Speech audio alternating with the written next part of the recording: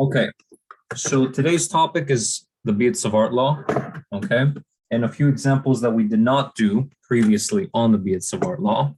And I've kept them intentionally because we would review eventually, you know?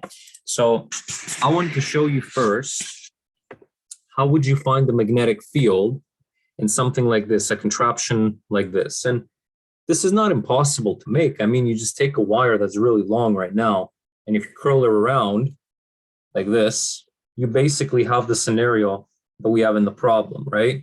So it's not that difficult to make this. They assume that the wire extends to infinity. In reality, it would just be very, very long compared to the radius. The length would be very, very much bigger. So how do we do this? Okay, enter the Biot-Savart law, which says you want to find the magnetic field by taking here mu naught I over 4 pi and integrating dl crossed with r hat divided by r squared. Now, I also have Leah on board. She should be here any second, but I want to mention that this, again, in the future, you guys might see it be written in terms of the current surface current density or the volume current density, and the deal is the same, but it's a lot harder to work with. Also, hi, Leah. I hope you can hear me. Can you hear me?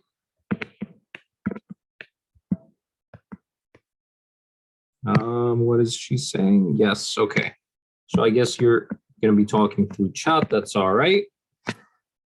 So over here, we got to set this up in terms of regions, I guess, where our DLs are consistent. You see, every time DL changes character here, you can think of us creating a segment. So for example, let me do the semicircle 1 second here by doing this. Okay, and then we'll do the straight lines very easily connected to that. Okay, so again, you can see that I'm trying to break this down into 3 segments. It's because, again, the DL will change between each one of these regions. So for example, up here, I see the current right now on the picture will be going to the right. So that means that not only the current goes to the right, but also the direction you integrate goes to the right. This is going to be your small element DL right now. And it's similar for everywhere else. The current here would be going clockwise, and the DL would also be following that. Okay. And down here would be going backwards in the X direction. So again, we would have a backwards heading DL. So far, so good. The point, again, of interest is in the middle of this imaginary circle, right? In the middle of this imaginary circle. So one of our jobs is to see, before we jump into the Biot-Savart law, if we can take a shortcut. And by a shortcut, I mean, if we could predict the direction that the B field goes into, so that we can use this version, right? We can only worry about the magnitude. That's helpful in general, but not always applicable. We've talked about, again, cases where this is not applicable. So let's see. Let's split these regions into region 1.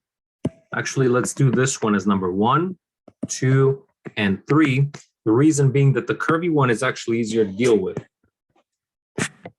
Okay. So the point of interest is here. My DL that I chose is here.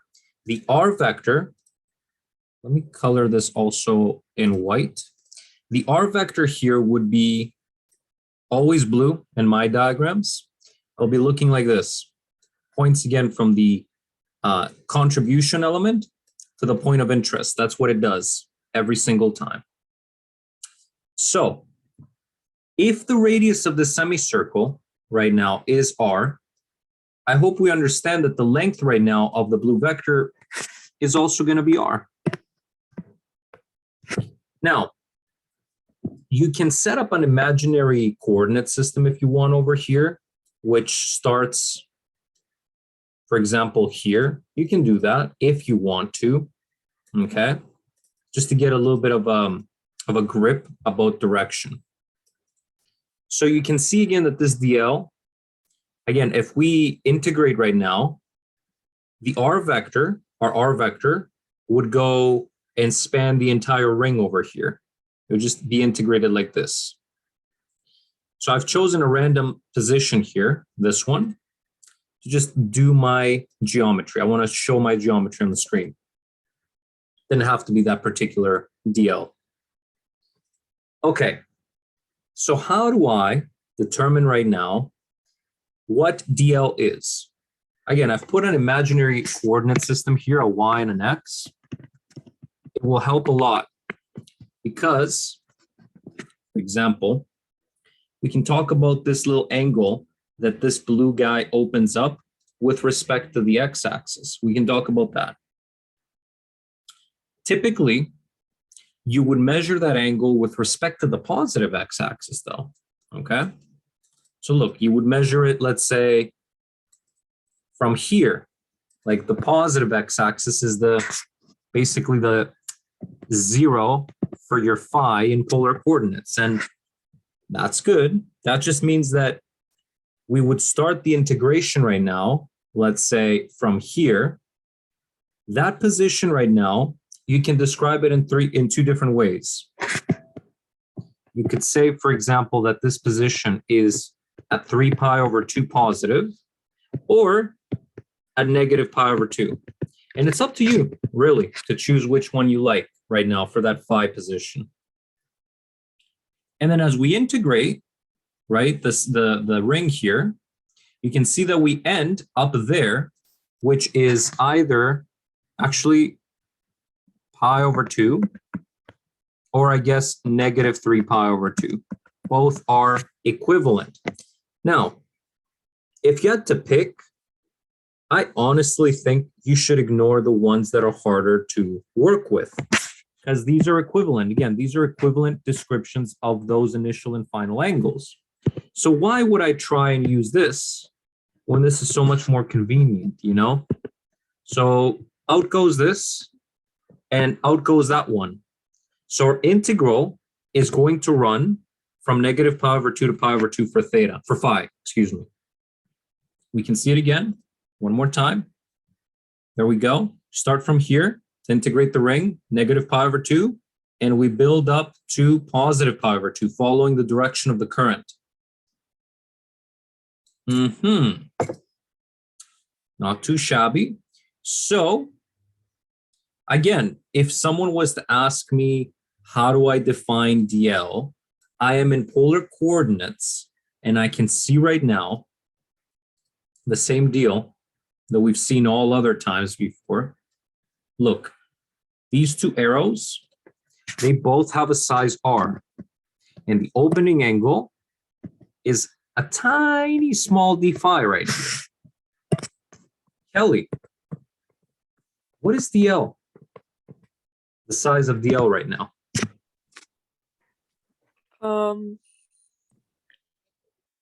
R d phi. Yeah. We can see that it's heading right now. Pay close attention. It's heading right now, not in the positive phi, because that would be the positive phi. It's heading in the negative phi. Fair enough. Then we also want to establish what this guy is, the R vector. So his size, let's see it right now. Let's bother Bogdan. Bogdan. So the R vector, again over here, this guy, is pointing toward the origin. What direction is that in polar coordinates? Pointing toward the origin instead of away from it. Is that the positive theta? That would be the negative R. Not the positive R would point again away from this origin. That would be positive R hat. But since it's pointing toward the origin, its direction is negative r hat. What is its size though? How big is this? Is it just R? Yeah. You see, you've created right now the two main players in the problem, the DL and the R vector. Okay, again, we're only dealing with the first bit. The others will come in a bit. This is number one. Okay, so we got the DL, we got the R. Eventually, we're going to have to cross them. And again, we got to make sure we're careful about that. We have negative phi, negative r hat. So we've got over here, we've got, let's say, negative phi would be going in this direction, and negative r would be going in that direction right now. Okay, so if I go and take the cross product between them right now, okay, you will see what we will get. We line up, we want to do DL again, crossed with R, well, it's R hat. And to get R hat, all we need to do is take the normal vector and divide it by its size, which is nothing more than R negative R hat divided by capital R. The R's will cancel. You're going to get here R hat is equal to negative polar R hat. That's why I put that there. So we got to take the cross product for the Biot-Savart law of DL crossed with R hat. We lay them out. DL, Kelly told us, is R d phi negative phi hat. And then we cross this with negative R hat. And I've laid them out on the screen for you, okay, to see how the cross product goes, because we're going to use the right hand rule. So negative phi crossed with negative R. Thumb along, over here, thumb along, negative phi, index along negative R. Where's your middle finger pointing, inside or outside the screen? Is that right? Was that Bogdan? Is it inside? Mm-hmm. Okay, I haven't defined what inside is going to be in this diagram. Let's say that outside the screen is plus Z and inside the screen is negative Z. So if it's inside the screen, okay, we'll get here that this is R d phi, okay, negative Z hat. That will be the cross product in the direction of your magnetic field. Is this true? Let's check. Okay, let's verify that we haven't screwed up majorly here. You go on the wire and try the other right-hand rule that you've been taught about the current. If you hug the wire right now, putting your thumb along the direction of I, you can do this right here. So your thumb should be pointing straight up, and then you hug the wire. You will see that your fingers point into the page right now on the right of the wire, and they come out of the page on the left of the wire. Try it as I'm building this up. You should be getting, again, this type of deal here. In the page here, out of the page here.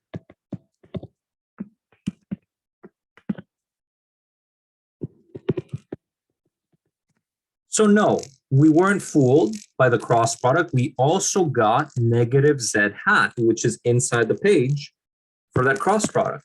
We have done it correctly, okay? Because that's what's going to hit us right now. At point P, we're going to have a bigger ring hit us right now. That's what's going to happen. So we have not done it incorrectly. Okay, so let's continue then. You got the cross product laid out. That's what it came out to, which is good. So you can do it again with your hands. You can do it by looking at the current and doing that right-hand rule. It really doesn't matter. I did it both ways. I did it by taking the unit vectors and doing this right-hand rule. And then I did it by also looking at the current and how it's going. And I did the hugging right-hand rule on the current. Both got me that at point P, I should be experiencing a magnetic field pushing into the page. So that's out of the way. Now then all I got to do is fill this up, okay? Because it's very straightforward now to do so. I got everything that I need. I wish I had made some more space here. One sec, so I can deal with everything. So I want to put that separately away from the diagram because we're now done the analysis. This is just plugging the stuff back in from what we've analyzed. So the outside is indifferent. Basically, it stays exactly the same right now. But then you have the inside the integral where we said that this is r d phi negative z hat. Anybody want to remind me the bounds of this integral? Where was I going again, from and to? Or is it negative pi 2 to pi over 2? Absolutely. So let's put that in. Okay. And then the curly r squared, again, if you see here, this is the vector r. The size of r is just this. So that's what I'm going to put downstairs, r squared. So these kind of cancel. And you've got here right now, mu naught I over 4 pi. Now, here's the thing. Here's the thing. You gotta be so careful with these integrals because they're tricky as hell. Thankfully, we've done the bounds well, we've done the cross product well, but that's because I am walking you all the way through. What if you were alone and you got here an integral that had this inverted and you got, let's say, a negative coming out of this? Let me explain what I mean. So you know how the direction here we've established to be negative z hat? What if you had something here that came out to be negative right now so that it turned this into a positive? You would be telling your audience that the magnetic field now goes outside the page. You see what I'm saying? So be really, really careful you don't do that, okay? If you've done everything correctly, the sign will never be wrong, but only one mistake is enough for you to screw this up. Now, check in the end. If you want my advice, just check in the end and be like, huh, did I get the direction that I wanted? Right? Because I know I have a right-hand rule to predict what's going to happen here, and it's telling me negative z hat. Did I get negative in the end, or did I get positive? If I got positive, maybe I should check again what happened on my integral. Maybe the bounds were put the opposite way. Maybe I did the cross product wrong. Check those things. So here now, we just have the integral of phi again from negative pi over 2 to positive pi over 2. That is going to be a positive, obviously. So we're going to get here the constant, pi over 2 minus pi over 2, and then negative z hat. And this is going to end up giving us a pi in here. This is going to give us a pi, which will cancel this one. And so you're going to get in total mu naught I over 4. I totally forgot the r, excuse me. This guy here did not completely cancel. He's there. And then we slap in the negative z, call it a day. That is the magnetic field from the curved segment. We got the correct direction that we predicted with our curly r right-hand rule. And we're happy with that, so we move on. That is the first segment. Now, what about the other two? The other two are also interesting because they're kind of, again, the geometry is a little interesting, I would say.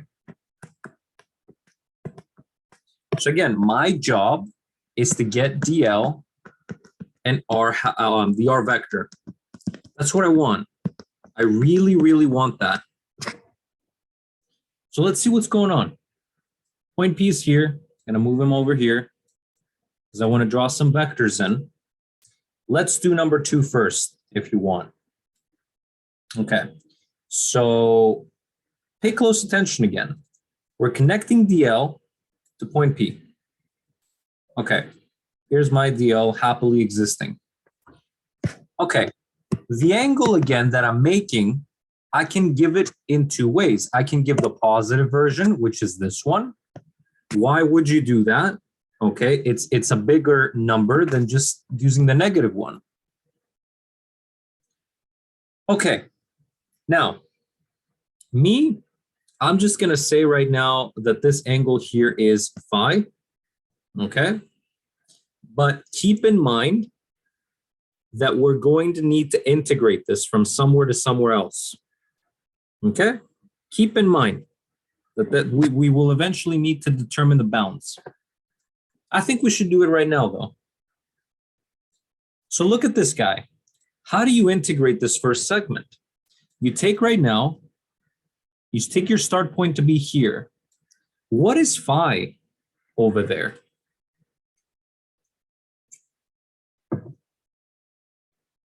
What is the angle right now between green and blue? Maybe Kelly? Between green and blue.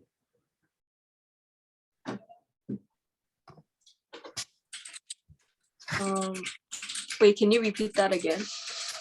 So again, we start our integration from here.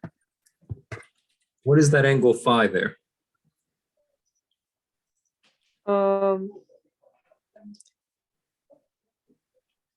Pi over 4. Oh, pi over 2. It's a right angle. Okay. So we have that over there for this end.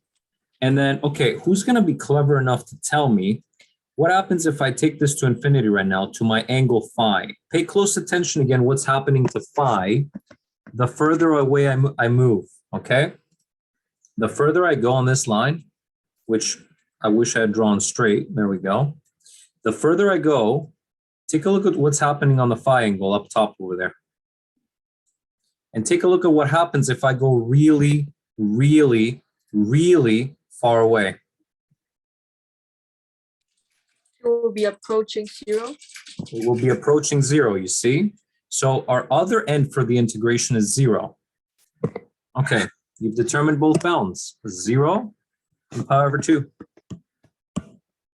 All right, and our angle phi again, I will put it in by using this arbitrary length element here. That is phi. Okay, cool. So now what is DL? That's what I need to know here. What is DL? I have this vector, this R vector right now. I don't know exactly what it is, right? But I would wish to find, again, what R, this vector is, and what DL is.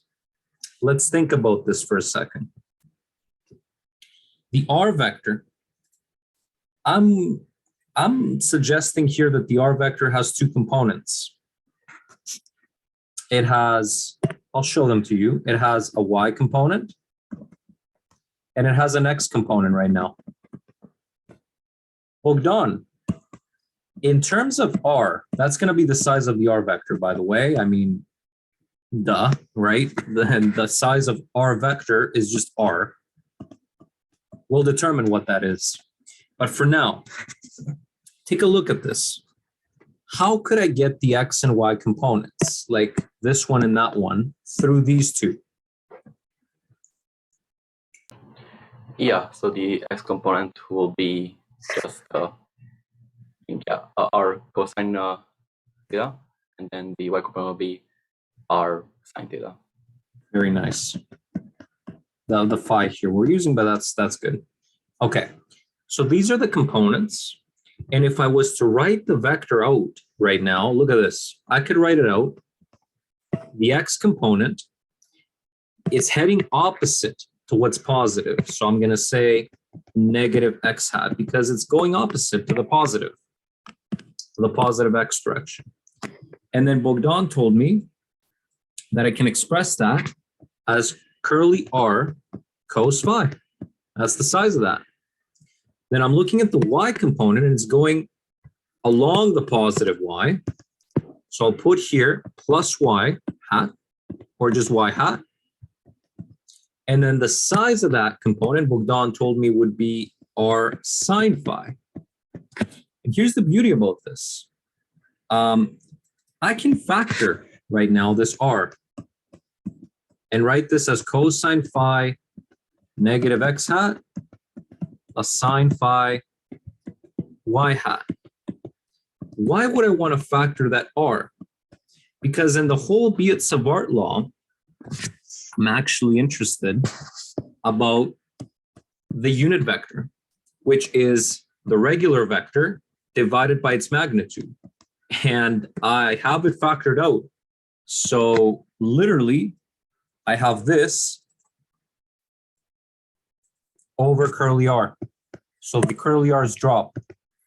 And you see what you're left with for the r hat. So a very nice way of writing here our r vector in terms of x and y hats. Okay, that's good with me. Now, only one of these, this is like a game of Survivor, only one of these will survive, okay? Because we're going to take a cross product. Eventually, we're working our way up to do this, dl crossed with r hat, eventually. So we already have the r hat, but we don't have the dl. So we're going to need that in a second. Okay, what is dl though? Take a close look. This dl right now is a small change in which direction? Maybe, I don't know if Leah can tell us on the chat. I think you can type that one. So what is dl? A small change over here in what?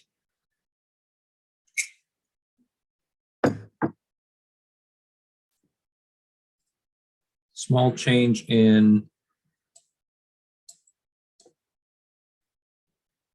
which component?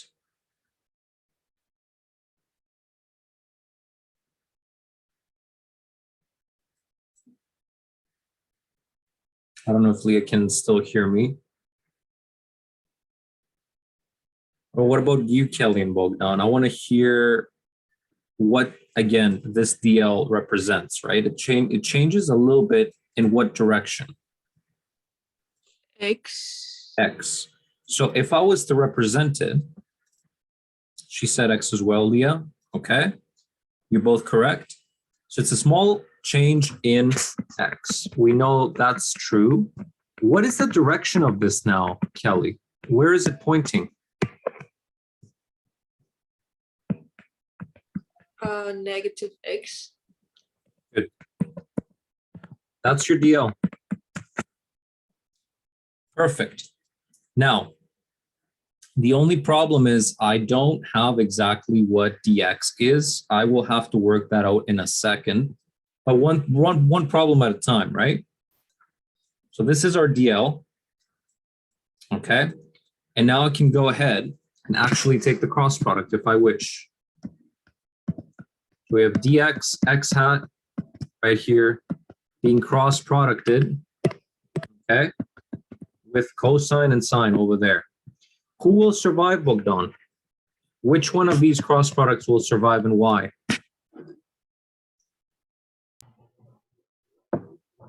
I believe only the sine phi. Yes. Phi.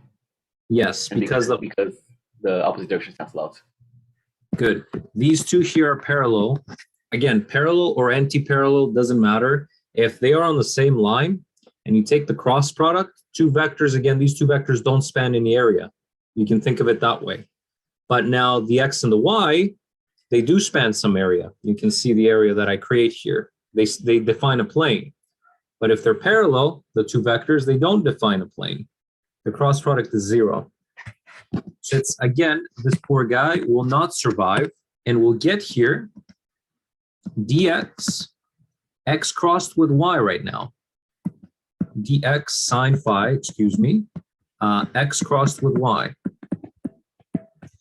Okay, what is x? What is y? If you go in our coordinates, this is x hat, this is y hat. So we put again our thumb along x, our index along y, and we'll see again the middle finger pointing where?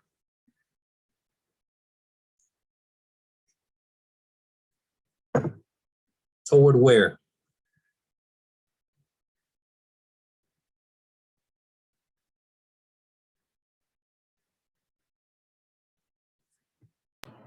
Downside, right?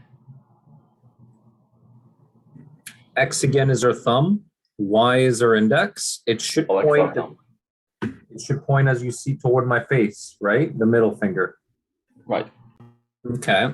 Don't worry, Leah, if your Zoom is lagging.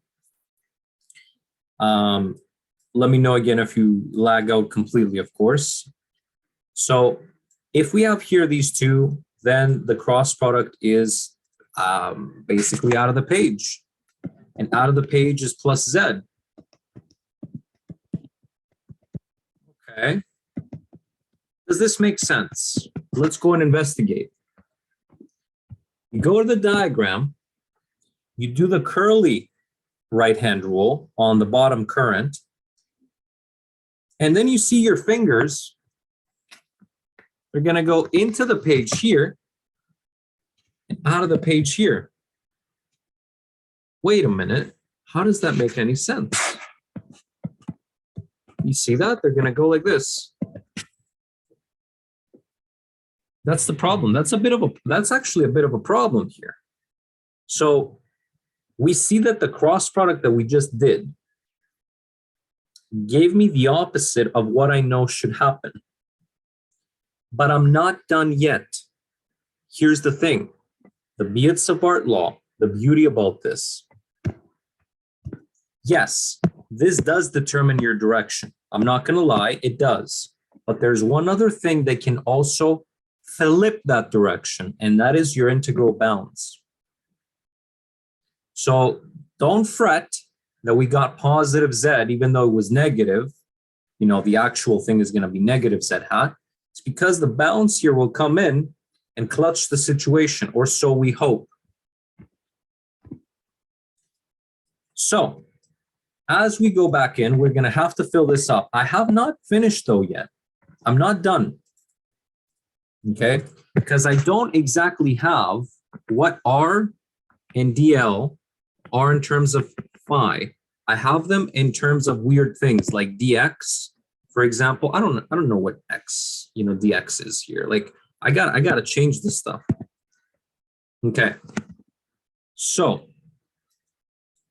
let's work around a little bit. Remember, when you walk into the integral here, you want to have it in terms of your coordinate system variables.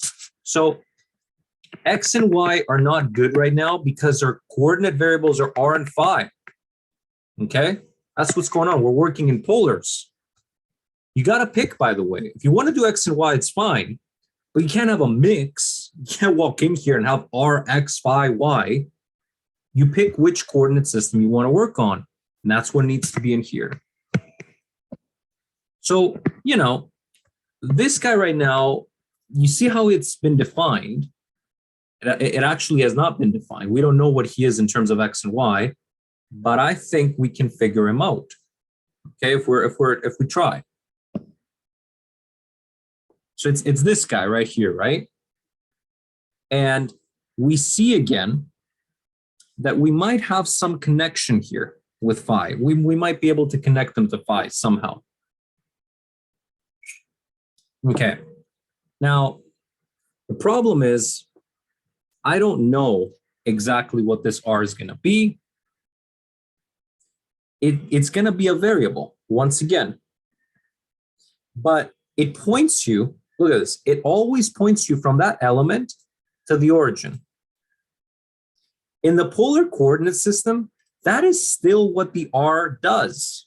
I want to remind you how the polar coordinate system works, okay? If you have a point over here and you go like this, that is what the R does. Literally, your coordinate R for that point, okay, is literally what the value of this vector is. Your coordinate r.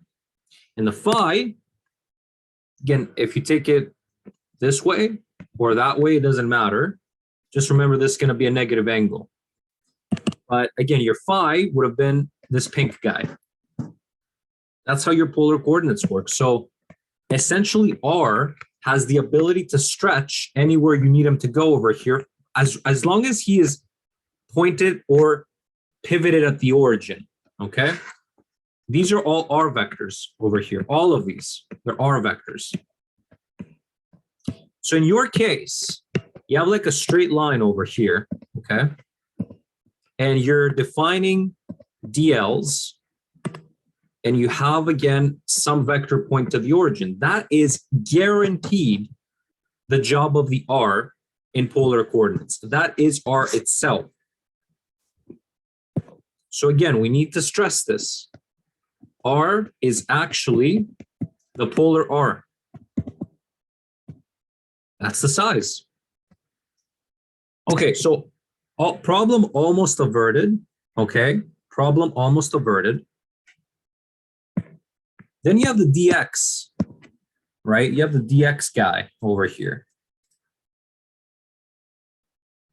But Bogdan gave us a relationship here, if you recall. He gave us a relationship for that x. He said the size of it should be r cos phi. So x here, again, should be r cos phi. And if I go right now, if I go and differentiate both of these with respect to, let's say here, so I take here the derivative with respect to x of both sides. This is how you do the conversion here. So I take the derivative of x, right, both sides. So what do I have here remaining?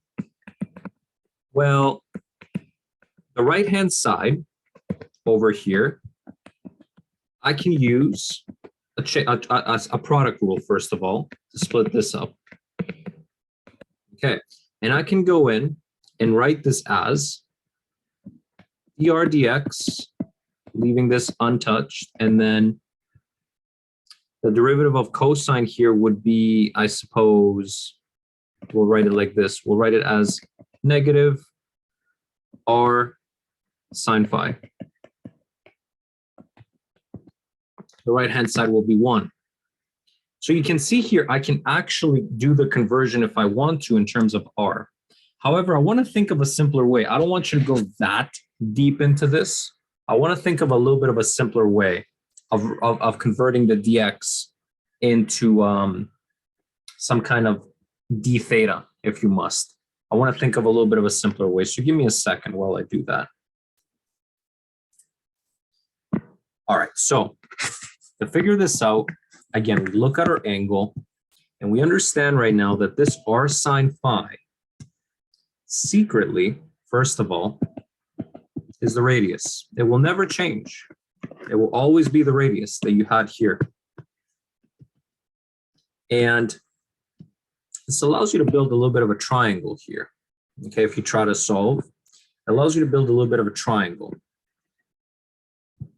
So I have the r over here, and then I have the r cos phi right there. And then I have my phi angle in here. Okay, so from this again, I can see that the x component is simply r cos phi. Which r though? Okay, let's be careful.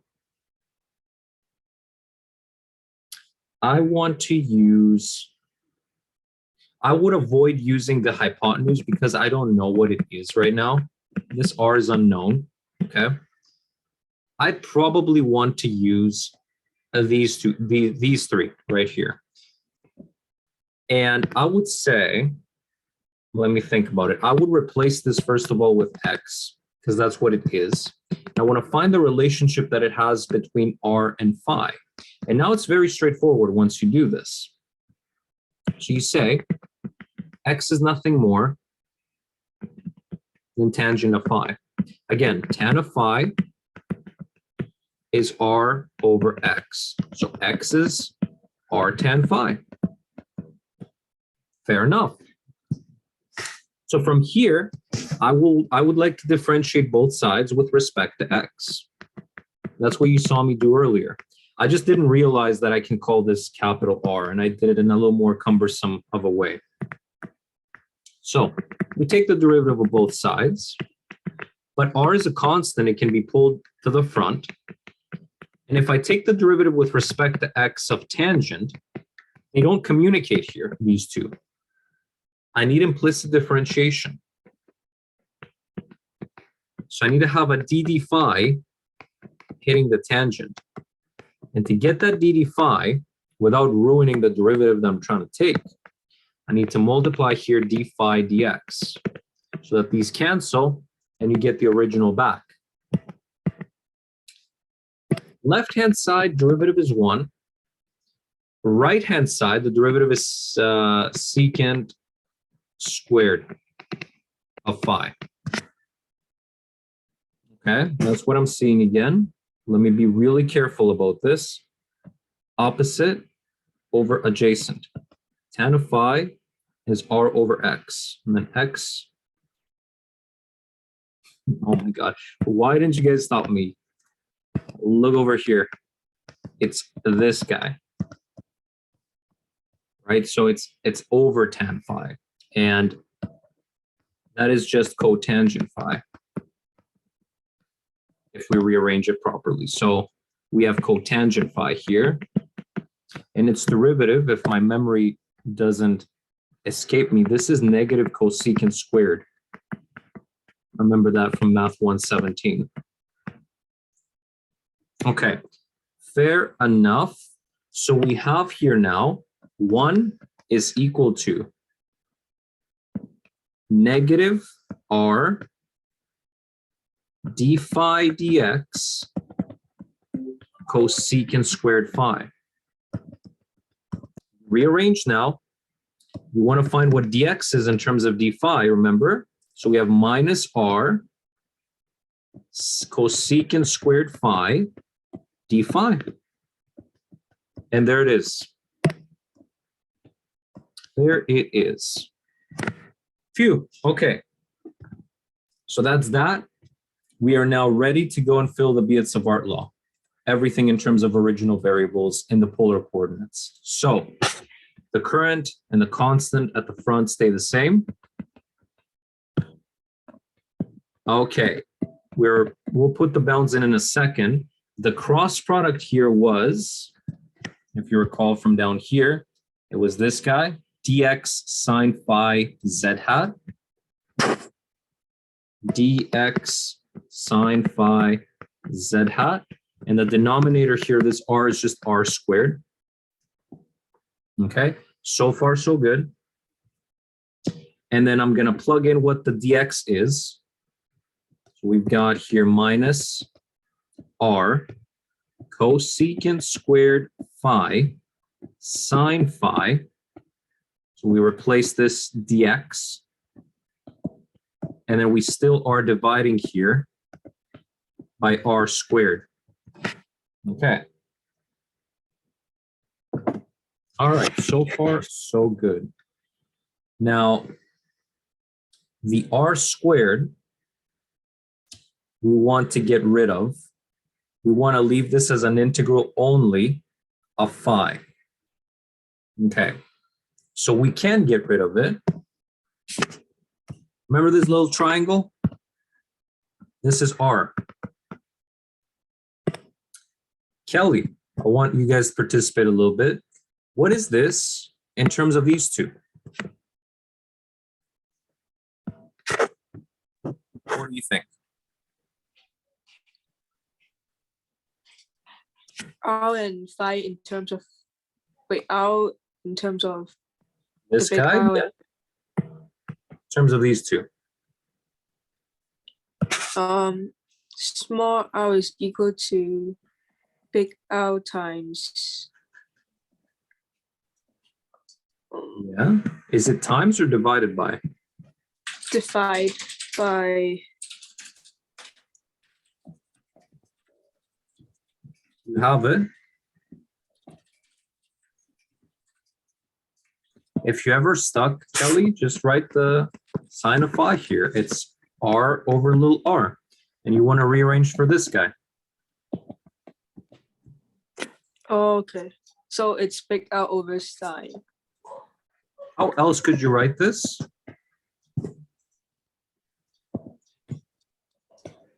What's 1 over sine? Cosecant. Perfect. So we're going to bring this bad boy in here right now.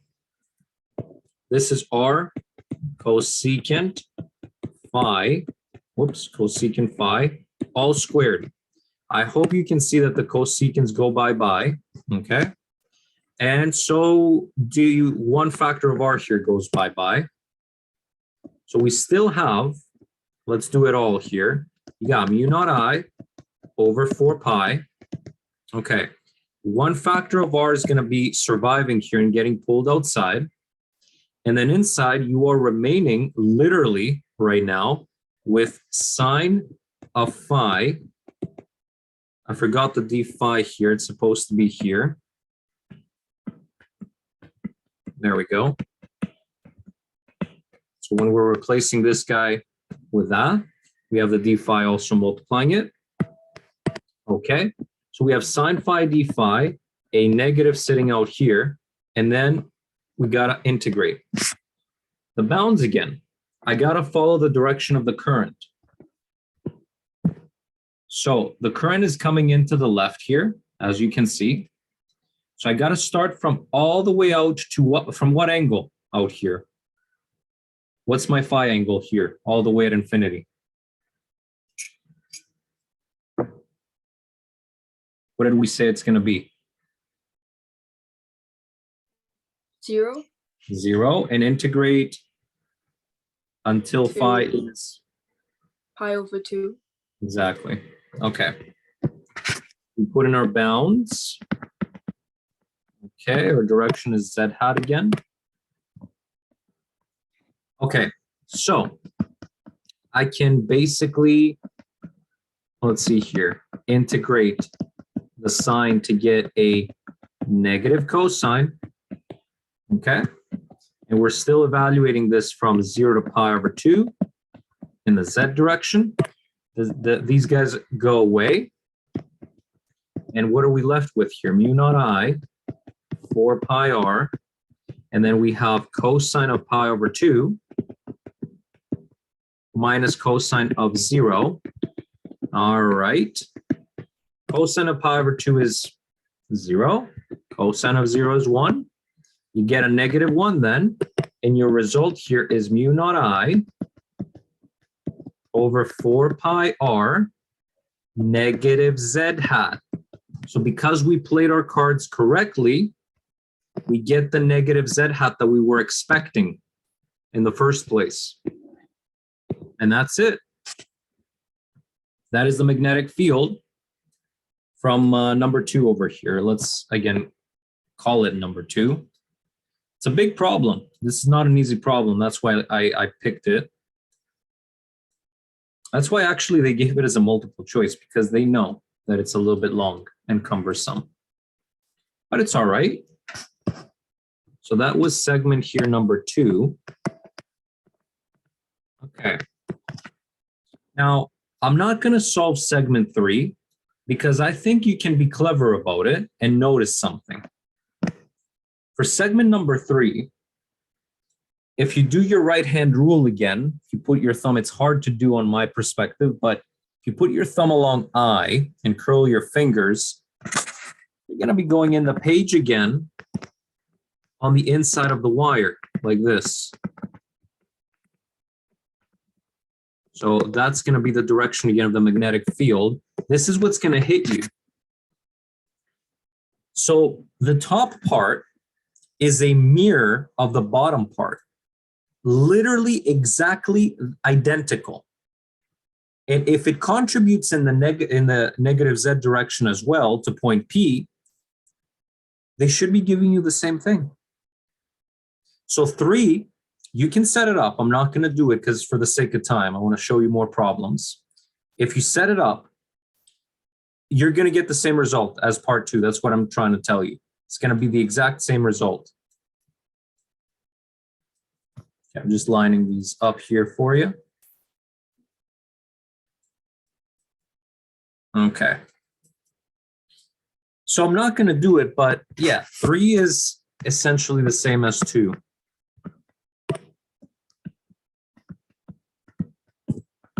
All right, so you take your results, okay? You take all of your results now, this one and that one, and I guess this thing, and combine them together to get the B total. The B total now is going to be, let's take a look.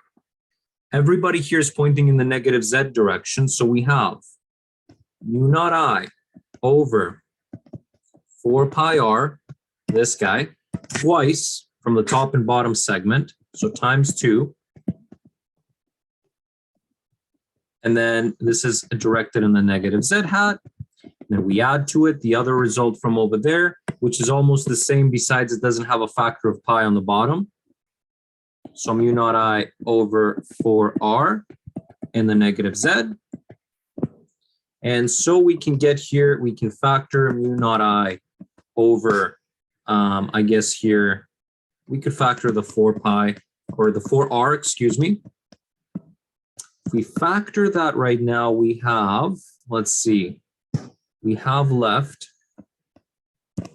2 over pi for the first guy, plus 1 for the second guy, and the direction is negative Z. That is your overall magnetic field. Done and done.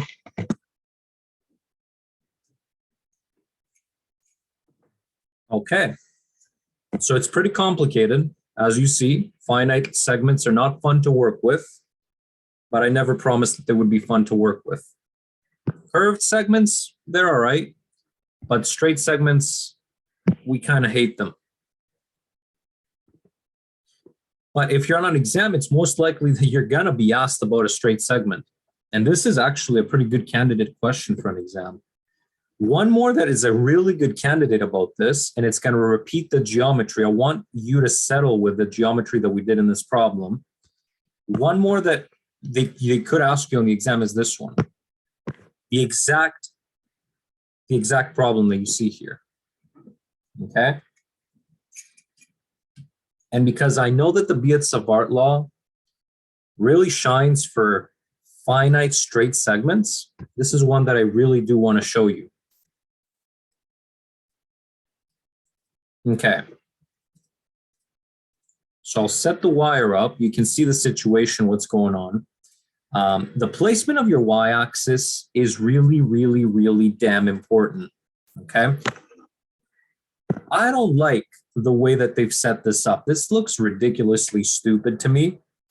I would put the y-axis on one of the ends. Why would I want to put it in the middle and split the integral into 2 parts for no reason? So I put it in one of the 2 ends here. I'm tempted to put it on the left though, because if I do so, all my distances are going to be positive on the right. Everything that has to do with x is going to be positive on the right. So that's why I'm tempted to do that. Okay, but again, you might be working on a problem. This happens to me all the time in ECE 106. And you change your mind because you go, yeah, that's now really crappy to work with, right? Maybe I should have put the axis somewhere else. This happens a lot in inductance. You got the wire. You know that there's current flowing to the right. So I'm going to put that current here. We're going to pick a little element DL again, pointing in the same direction as our current. Okay. And we look at the point P here where we are. We have a little bit of an offset. So I don't know what that distance is, but we have a little bit of an offset here.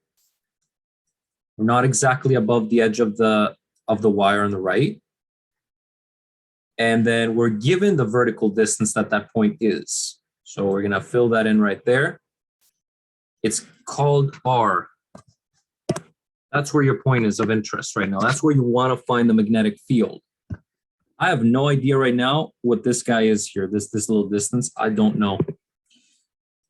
That's not going to stop me from labeling it. So I'm going to call it D, maybe. Okay. All right. We know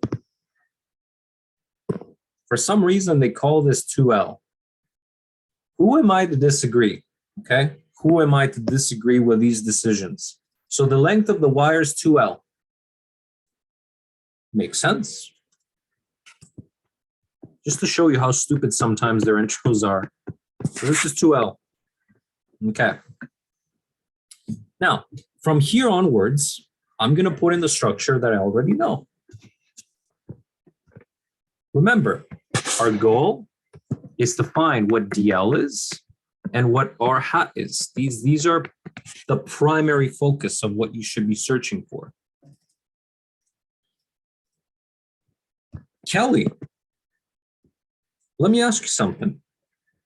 This DL, how could you describe it? It's a small change in what? dx And where is it pointing? pointing the positive x. That's it. That's your DL. Okay, the vector form of it. Okay. We put that there.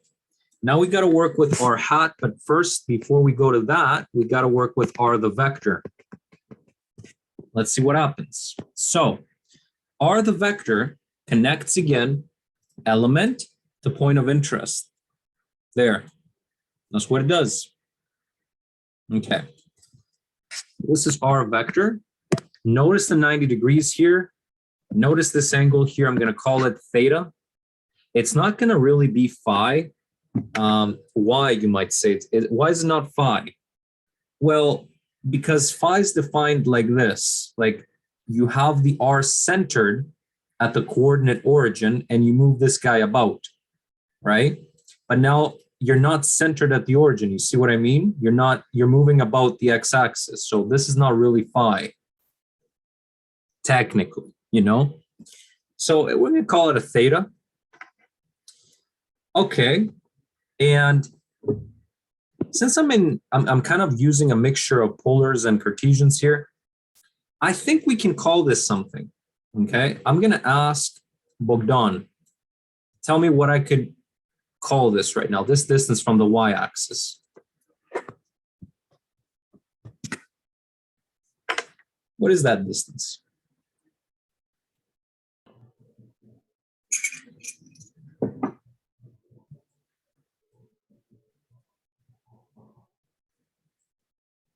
Who measures distance from the y-axis? What coordinate?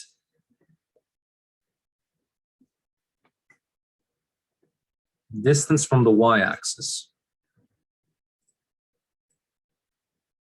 I didn't hear you there, Bogdan. No, I did not hear you.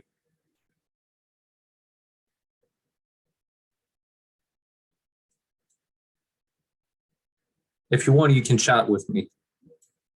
So what coordinate measures distance from the y-axis?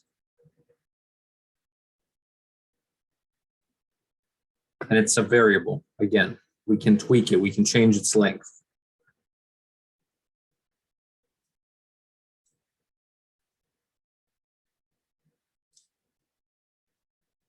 DL is the small change here.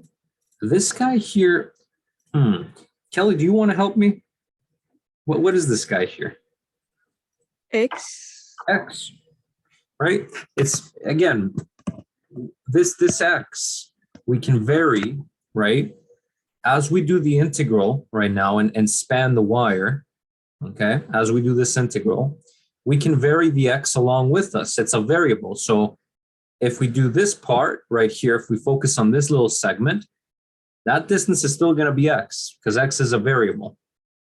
So that's what it is. And that allows me right now to write this side of the triangle here, actually, to write it down. Now, again, Kelly, because The others have a little bit of a thing with the mic going on. I'm going to ask you more questions. What would this line be here? Be very careful about what's going on, okay? I want you to use the 2L, use the D, and use the X as well. Um, Let me highlight it. 2L minus X plus D. Yes. So you do the entire trip here, 2L. Let me go this way. D plus 2L minus X gets you the highlighted portion. That's exactly what I want here.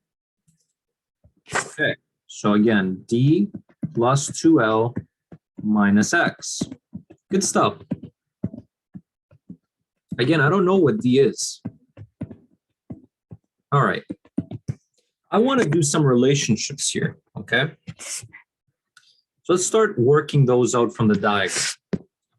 First of all, what is R again? This curly R guy in terms of, I'm going to say here, these. So Kelly, can you help me out with that? I want to find curly R. Yeah.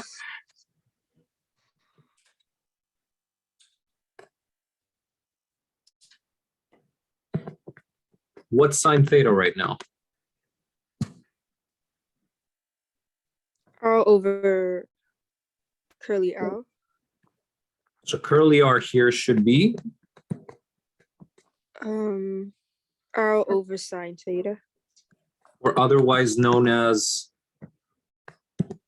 R times cosecant theta. Same geometry as the previous problem, you see? So a little bit different though. Okay, so we have that down.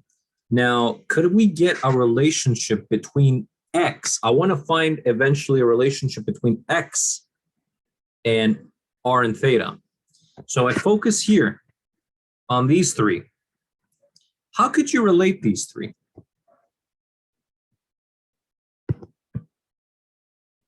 What do you think? How could we relate these three? What trig function?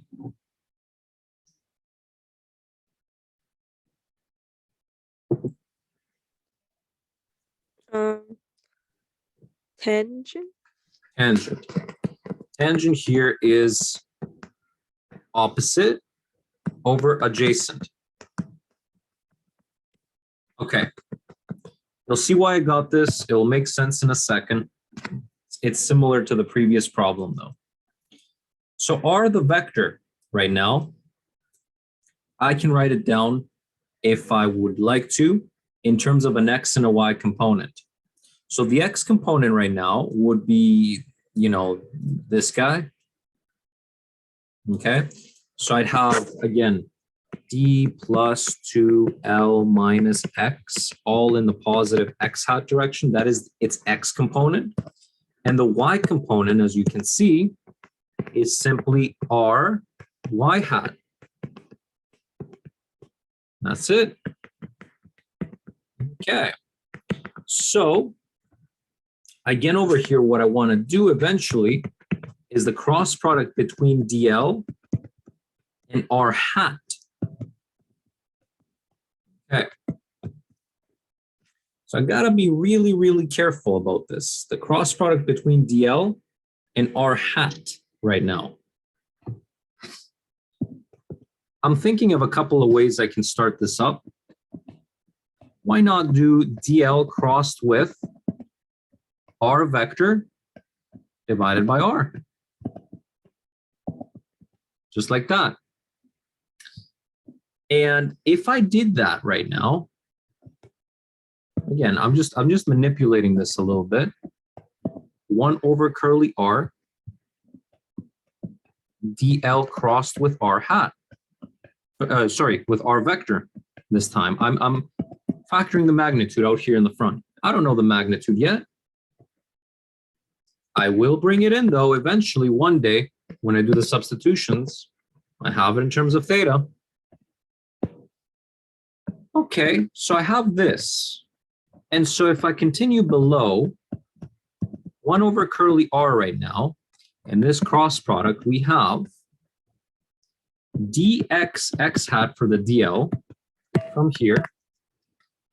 Okay. And then crossed with, let's do big brackets, crossed with this guy over here. Bogdan, which component will survive? You can tell me in chat, or Mike, which component will survive here from the cross product?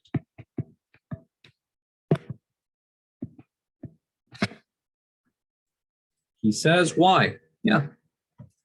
So again, these will vanish, but these will make something.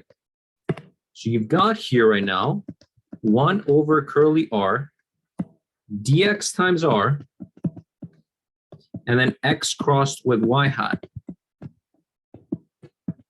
Okay, x is pointing like this, y is pointing like this, thumbs along x, index along y, I am pointing toward my face again.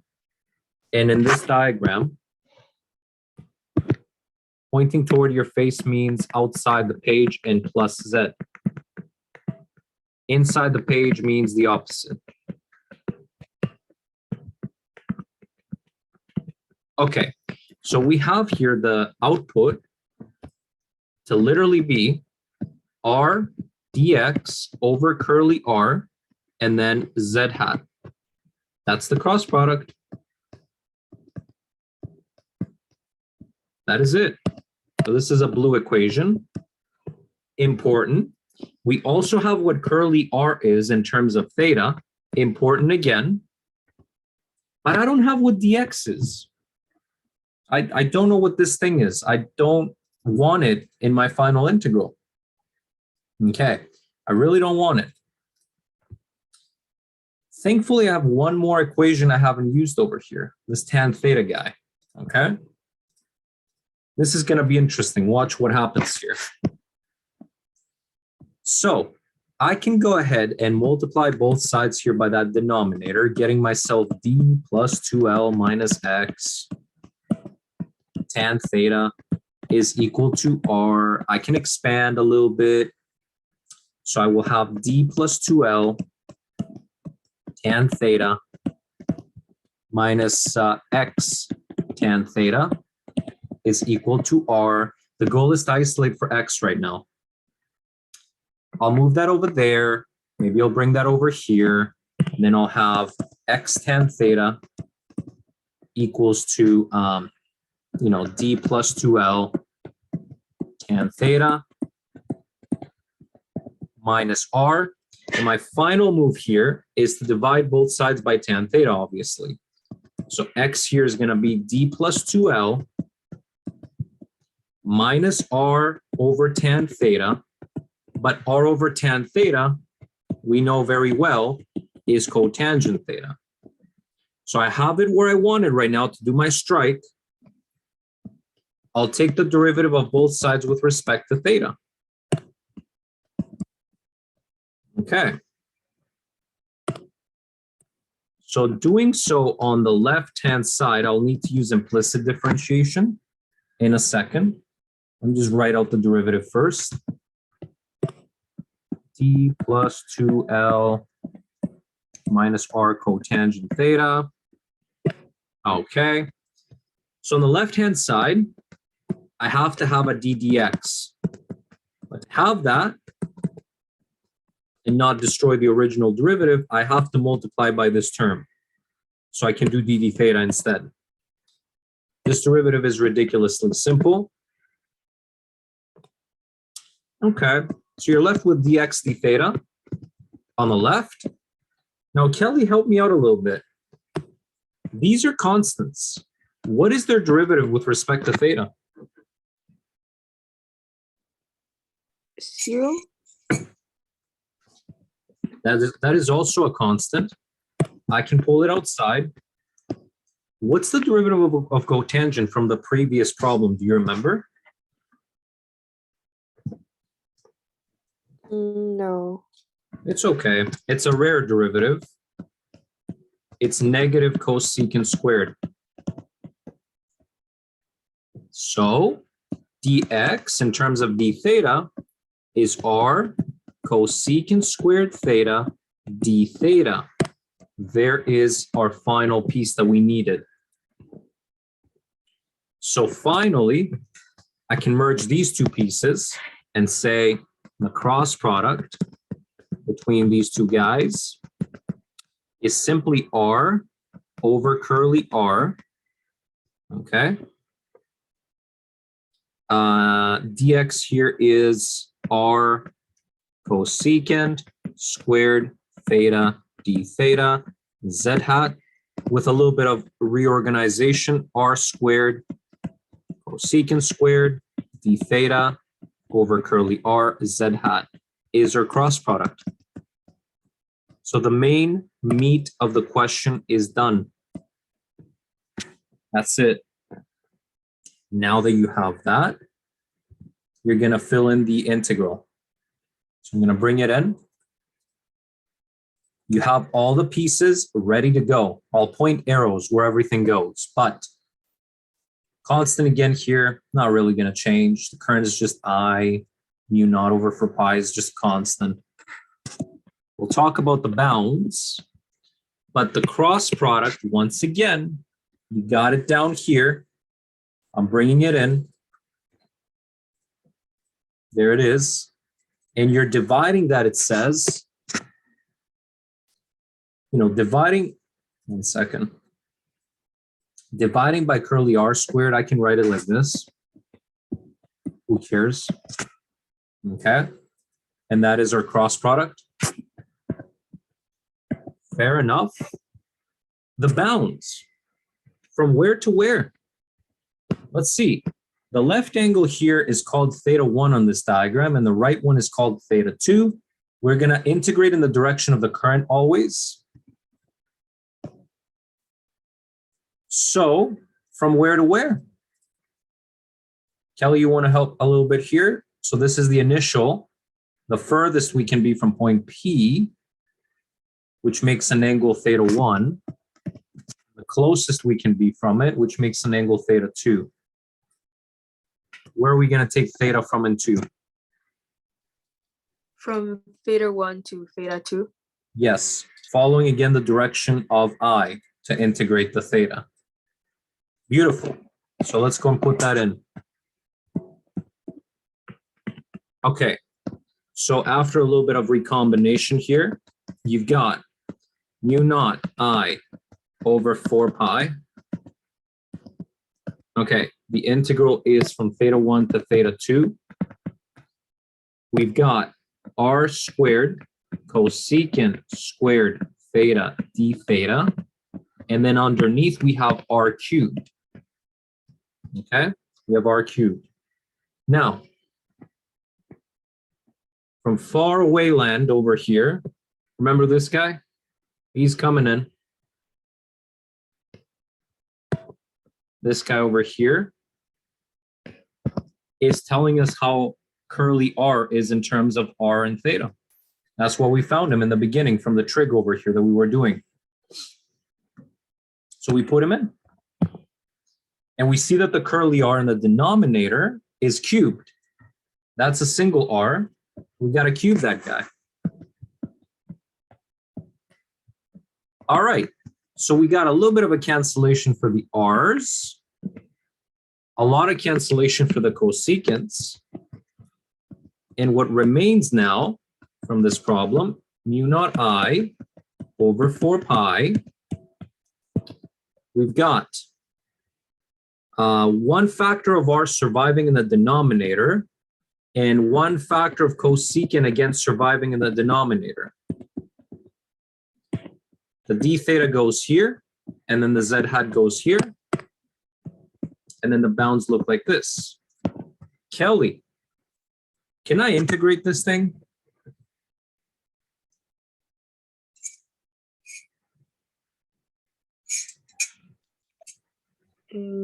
Yeah.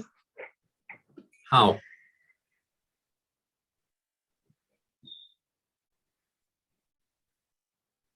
What's one over cosecant? Can you change it to 1 over sine. It would be 1 over 1 sine, like that. Yeah. So what is 1 over cosecant really?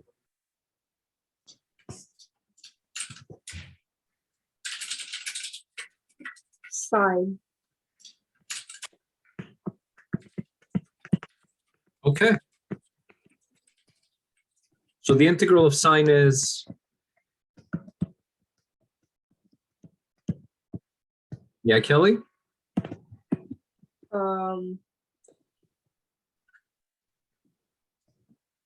Negative cosine. Okay. And we would be evaluating it from theta 1 to theta 2, but I can absorb the negative in the bounds again and flip them, okay? It will be a little bit more easy for me to do that. So I absorb the negative in the bounds, and then I have, for my final answer, I have here cos of theta 1 minus cos of theta 2 multiplied by the direction vector. And that's my answer. Hopefully, again, it's the correct order. I'm hoping that we nailed it. If not, I've done something wrong somewhere. I think, though, it's the correct order. There it is.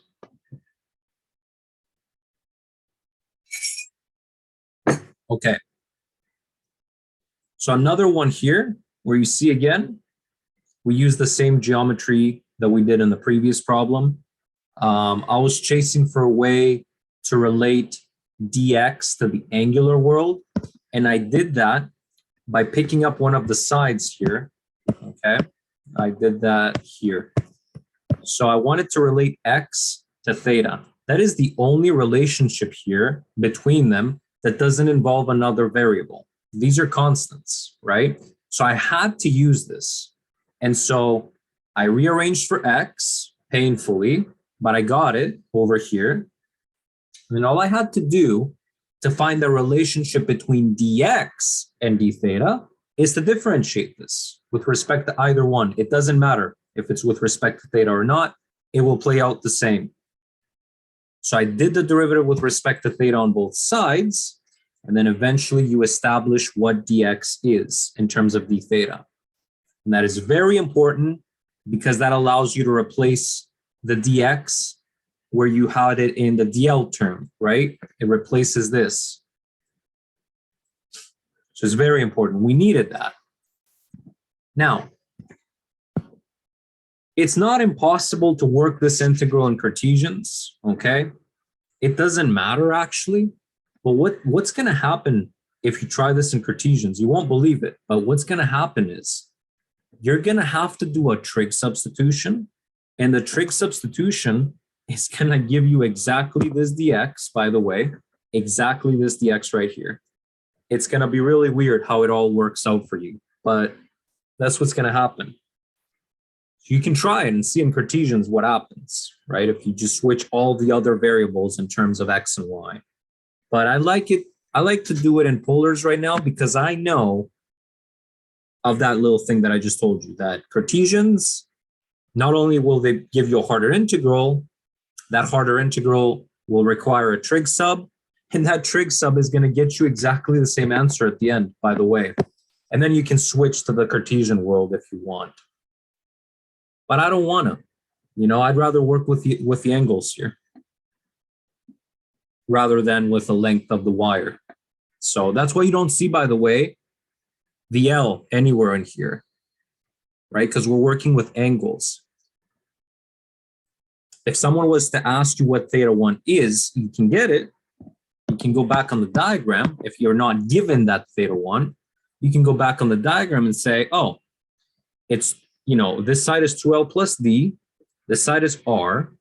Therefore, theta 1 is the inverse tangent of this over 2L plus D. You can get theta 1. And obviously, theta 2 is the same. Inverse tangent of R over D. So you can get those angles if you want to switch this in Cartesians. It depends on what you're given, right? If you're given angles, you use what we did here. If you're given lengths, you want to switch to the linear world, right? but it's really easy to do so once you have your final answer. So very, very, very characteristic problem of what you could see in Biot Savart. A different variant of this would be to put the point at the middle here, at the point of symmetry. Another variant would be to put this point above or to the right of this, like this way, like somewhere over here.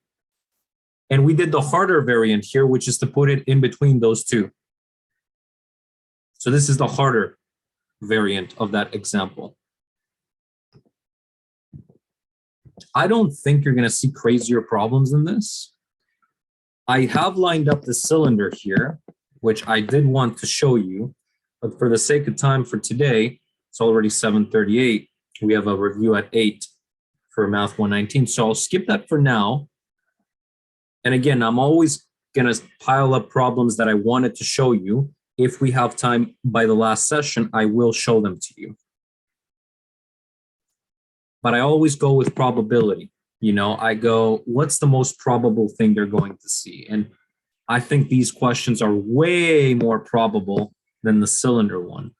If you go like to ECE 106 exams, let's pick one randomly, okay? Let's see, what was the Biot Savart question on this? Okay, let's try and see where it is. Ampere's law right here. Actually, there was no Biot Savart law on this. Interesting.